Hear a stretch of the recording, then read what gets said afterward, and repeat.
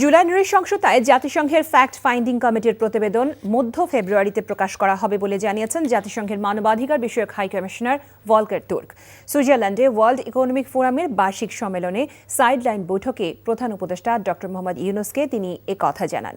সফরের দ্বিতীয় দিনে প্রধান উপদেষ্টার বৈঠক প্রসঙ্গে প্রেস সচিব বলেন, বিশ্বের বড় বড় কোম্পানিগুলো বাংলাদেশে বিনিয়োগে আগ্রহী, এই সফর থেকে ভালো ফল আসবে। আরও জানাচ্ছেন মুকসিমুল আহসান।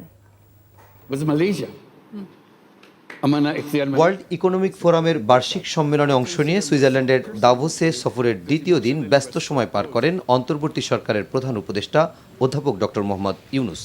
সম্মেলনের ফাঁকে প্রধান উপদেষ্টার সাথে সাক্ষাৎ করেন জাতিসংঘের মানবাধিকার বিষয়ক হাই কমিশনার ভলকার তুর্ক।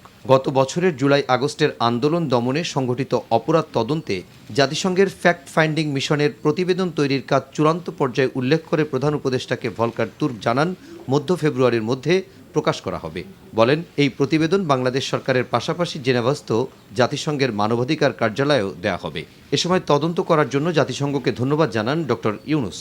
পরে আরেকটি বৈঠকে ফেসবুকের মূল কোম্পানি মেটা প্ল্যাটফর্মস ইনকর্পোরেটেডের global affairs president sir Nick Clegg অন্তর্বর্তী সরকারের প্রধান উপদেষ্টা অধ্যাপক মোহাম্মদ ইউনূসের সঙ্গে সাক্ষাৎ করেন। এসব বৈঠক প্রসঙ্গে তার প্রেস সচিব শফিকুল আলম জানান, এই সফরে বিভিন্ন দেশের সরকার ও রাষ্ট্রপ্রধানের পাশাপাশি বড় বড় কোম্পানির কর্তা ব্যক্তিদের সঙ্গে প্রধান উপদেষ্টা সাক্ষাৎ করছেন। এই 2 দিনে প্রচুর হেড অফ গভর্নমেন্টের সাথে প্রফেসর ইউনূসের প্রায় 10টার মতো হেড অফ গভর্নমেন্টের সাথে কথাবার্তা হয়েছে। উনি ইউএস এর, জার্মান, টার্কিশ, চাইনিজ এদের ইনভেস্টরকে ইনভাইট করছেন বাংলাদেশে এসে ইনভেস্ট করার জন্য।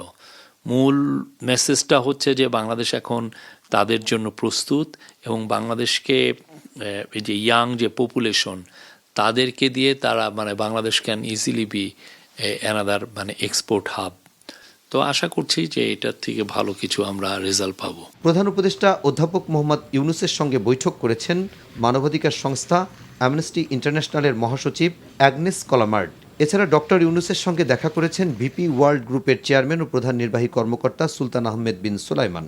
বিশ্ব অর্থনৈতিক ফোরামে অংশ নিতে মঙ্গলবার সকালে সুইজারল্যান্ডে পৌঁছান প্রধান উপদেষ্টা। আগামী শনিবার তার দেশে ফেরার কথা রয়েছে।